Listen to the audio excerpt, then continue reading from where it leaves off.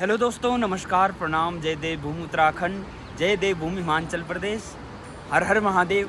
तो कैसे हैं आप सब? उम्मीद करता हूँ ठीक होंगे, स्वस्थ होंगे, मस्त होंगे। मैं आदित्य नौटियाल और अभी हूँ देवभूमि हिमाचल प्रदेश के बहुत सुंदर से शहर भुंतर में, जो कि कुल्लू से शायद 7-8 किलोमीटर लगभग पहले पड़ता है। और इससे पहले अगर देखें थोड़ा नीचे को जाए तो मंडी डिस्ट्रिक्ट में पड़ता है और ये आ गया कुल्लू डिस्ट्रिक्ट में।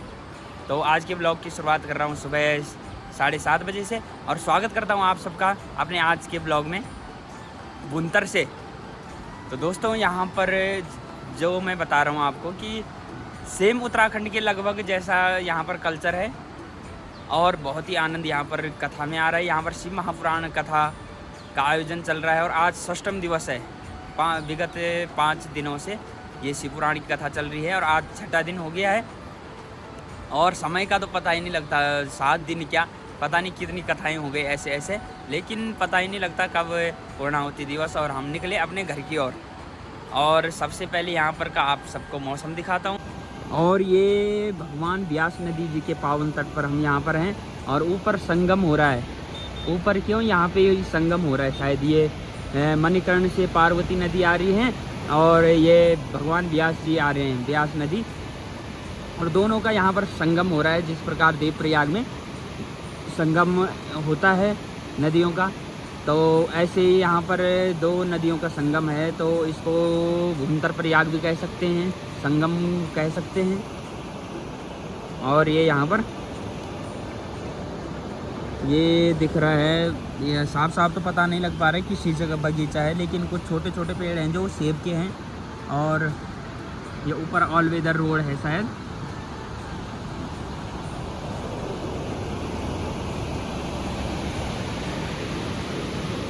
और ये पुल पार करके हमको डेली जाना पड़ता है कथा स्थल की ओर। और पार से एक रोड चली गई मणिकर्ण के लिए, मणिकर्ण चौक पहले पड़ता है और उसके आगे कुल्लू वाली रोड, कुल्लू मनाली वाली जो है, आगे पीछे राइट में कटती है और सीधा निकल गई नीचे को चंडीगढ़ हाईवे। और दोस्तों, दूसरी तरफ से देखा जाए तो ये देखिए, और जिनके हम घर पर हैं, जो यजमान परिवार है, इनका यहाँ पर टेल्स का भी ये धंधा है जो बिजनेस है और हार्डवेयर का है शायद। युवराज ट्रेडर्स के नाम से इनका यहाँ पर है। और ये आप देख सकते हैं नीचे, ये 5वीं 6ठे मंजिल पे हम हैं, ऊपर सबसे लास्ट में।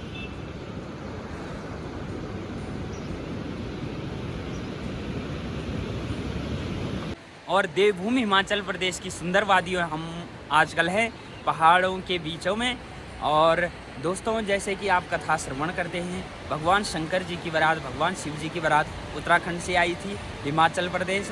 तब हिमाचल प्रदेश से माँ गौरा को अपने साथ ले गए और शादी के जो फेरे हुए थे, अग्नि जली थी वो त्रिजुगी नारायण में, वो अभी भी वहाँ पर निरंतर जल रही है।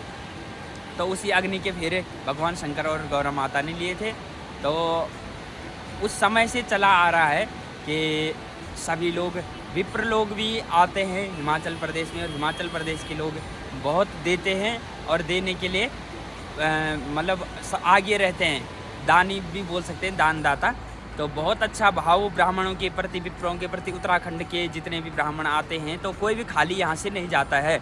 हम तो फिलहाल कथा के लिए आए हैं, लेकिन जो ब्राह्मण आते हैं निरंतर आते रहते हैं, हर साल आते हैं, तो उनको भी कभी भी कोई खाली नहीं जाता है और बहुत खुश होकर के जाते हैं। और जो मनाली का नाम मनाली है, तो कहा जाता है कि भगवान मनु जी ने वहाँ पर तपस्या करी थी।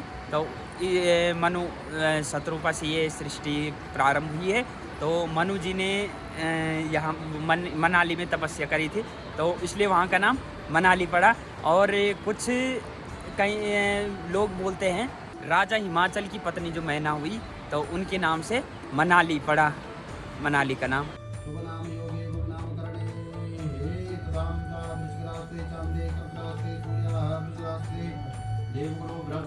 दोस्तों, कलयुग में पार्थिव लिंग पूजन की बहुत महिमा है और पार्थिव लिंग कहते हैं मिट्टी से बनाया जाता है। और ये देखिए, यहाँ पर ये शिवलिंग निर्माण चल रहा है, अभी पूरी तरह से तैयार नहीं हुआ है। और इसे पार्थिव लिंग कहा जाता है। जो दीमक वाली मिट्टी होती है उससे ये निर्मित होता है, उससे ये बनाया जाता है।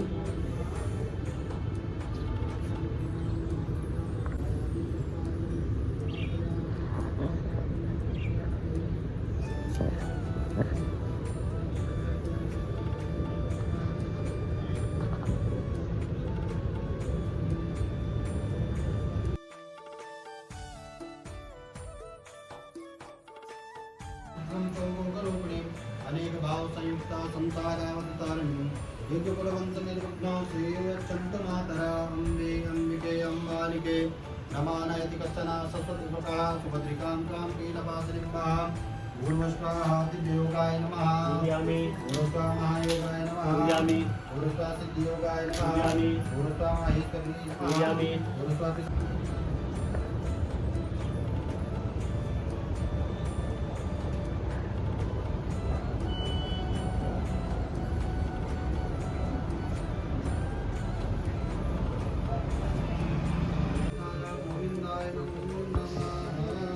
रोगान शेषानपहंसि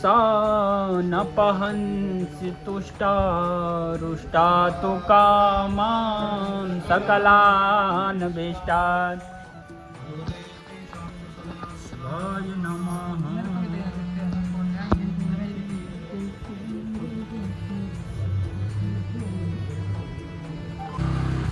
दोस्तों आज षष्ठ दिवस की कथा विराम हो गई और हम आ गए हैं अभी दीदी औरों के घर तक। दोस्तों वहाँ से भी हम आ गए हैं और अब कमरे की तरफ चल रहे हैं जहाँ पे हमारे रहने को, और आगे यहाँ पर पुल पड़ता है। और दोस्तों ये देखिए इसके ऊपर लगभग सिस्टम है कि एक बार में वन साइड ही गाड़ी क्रॉस होती है। वैसे अभी तो हमने देखा कि क्रॉस हो गई थी, लेकिन फिर भी अपना नियम बना रखा है ताकि ज़्यादा वेट पुल पे न पड़े। और ये यहाँ पर संगम है, पार्वती नदी और व्यास जी का संगम दोनों का। पार्वती ना मणिकर्ण से आ रही है पार्वती नदी और ऊपर से दूसरी साइड से व्यास नदी आ रही है। और एक सिस्टम हमने बहुत अच्छा यहाँ पर देखा है, जब एक गाड़ी वाला आगे खड़ा है तो दूसरा भी उसके पीछे खड़ा हो जाएगा। जबकि हमारे उत्तराखंड में आप देखेंगे कि अगर एक खड़ा है तो दूसरा आगे घुस जाता है आगे दूसरी तरफ से, जिससे कि ज़्यादा जाम लग जाता है।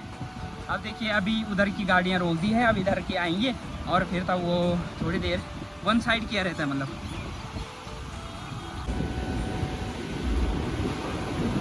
और हमको तो नदी को देख के सीधे गंगा माई की याद आती है, क्योंकि हम तो गंगा माई की नगरी के हैं और यहाँ पर भगवान व्यास जी की नगरी में अभी आए हैं, माँ पार्वती के मायके में, हिमाचल प्रदेश। दोस्तों अभी हम आ गए हैं अपने कमरे की तरफ खाना पीना खा के, और आज का दिन लगभग पूर्णता की ओर है। और अभी हम जब दीदी और कमरे पे गए थे तो वहाँ पे दीक्षा और कंचन बोल रहे थे, भैया आप चेहरे पे क्या लगाते हो कि इतना क्लीन है। और मैंने कहा मैं तो फॉर्चून का तेल लगाता हूँ, सरसों का तेल, और वो भी नहीं मिलता है तो कभी नंद गोल्ड भी लगा लेता हूँ। तो मैं आया और 2 बार मैंने शीशा देखा कि यार सच्ची, बोला बिल्कुल क्लीन है कि आपका चेहरा कोई दाना नहीं दुने कुछ नहीं है।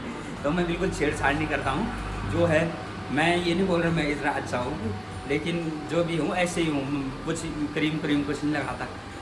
तो वो बोल रहे थे और मैं तो 2 बार देखा भाई शीशा की, सच्ची क्या है ऐसा कि उन्होंने बोले क्लीन है। और दोस्तों यजमान जी की तो बहुत सुंदर व्यवस्था रही, इसलिए यहाँ पर दिनों का पता नहीं लगा कब गए। ये देखिए फर्स्ट क्लास AC लग रखा है, हम बिल्कुल 16 डिग्री पे टेम्परेचर कर रखा है, ठंड लग जाती है यहाँ सीधे, और तब रजाई निकाल के तब आराम से सोए रहते हैं। और फर्स्ट क्लास ये देखिए अलमारी बिल्कुल लकड़ी वाला पूरा, और मतलब पूरा हिमाचली तर्ज में बना हुआ मकान है। यहाँ पर रहने का भी सौभाग्य प्राप्त हुआ है। और आज 6 दिन हो गए, अब 7वां 8वां 9वां 9 दिन की यहाँ पर कथा है। 3 दिन रह गए, 2 दिन ही समझो, तीसरे दिन तो हमने अपने घर को निकलना है, मतलब यहाँ पे कमरा छोड़ देना है। ऐसी की हवा 2-3 दिन और खाएंगे। Hello guys, good morning, welcome back to my blog.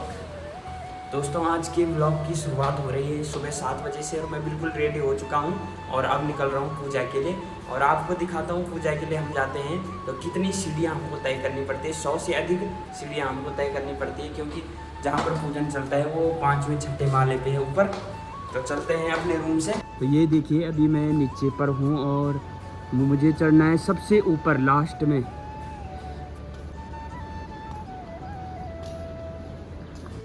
और ये यहाँ से सीढ़ियाँ प्रारंभ होती हैं।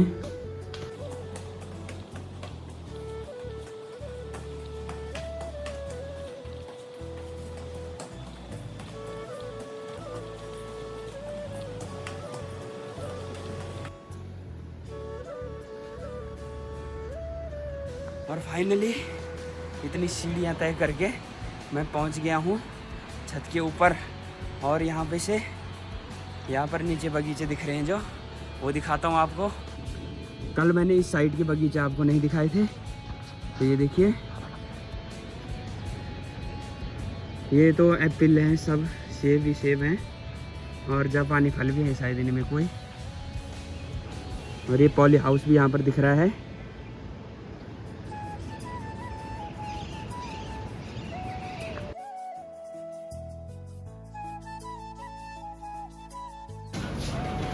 ये यहाँ पर हवन कुंड का निर्माण कार्य चल रहा है।